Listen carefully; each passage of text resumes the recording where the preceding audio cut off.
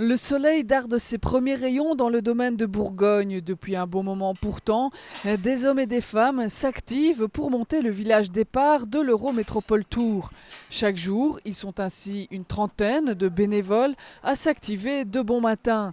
Des petites mains et des gros muscles qui permettront d'accueillir de la meilleure façon qui soit le peloton, la caravane et les invités.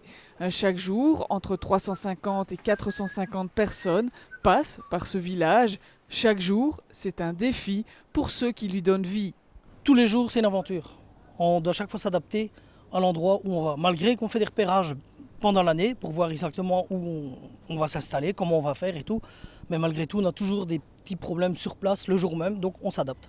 Qu'est-ce qui est le plus compliqué dans un montage comme celui-ci ? Plus compliqué, c'est essayer de retrouver ses marques le plus rapidement possible, parce qu'on n'a pas beaucoup de temps, comme je l'ai dit, ça doit aller très vite. En 4 heures, tout doit être installé pour pouvoir accueillir les gens. J'ai pas le choix. C'est 4 heures, on commence à 6 heures, à 10 heures on ouvre le village, donc temps de tout débarrasser, je vais dire 3 heures, 3 heures et demie, tout doit être monté. Pour chaque étape de l'Eurométropole Tour, 150 bénévoles environ sont à pied d'œuvre. Beaucoup d'entre eux n'hésitent pas à prendre congé pour l'occasion. C'est dire leur motivation. Qu'est-ce qui a fait que vous êtes devenu bénévole pour cette Eurométropole Tour ? C'est un peu la camaraderie d'abord, par connaissance anciennement le franco-belge, maintenant organisé par le Caso Pédale.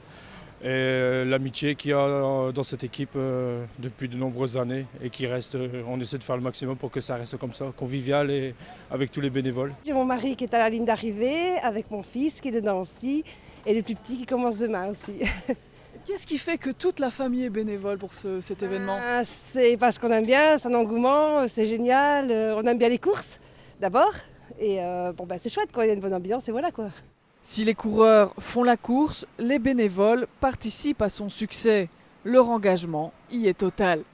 C'est avec beaucoup de fierté pour le Caso Pédale de faire ça aussi, parce que s'il n'y a plus de bénévoles, il n'y a plus de course. Et bon, tant qu'on peut le faire, qu'on a les budgets, les bénévoles, la course continuera.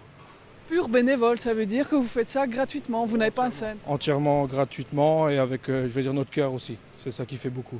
Ici, on a beaucoup de bénévoles et sans eux, voilà, moi je suis bénévole aussi. Mais sans eux, voilà, on ne sait rien faire, quoi. Est-ce que ce n'est pas une race en voie de disparition d'être bénévole ? Si, bien sûr, c'est une race en voie de disparition.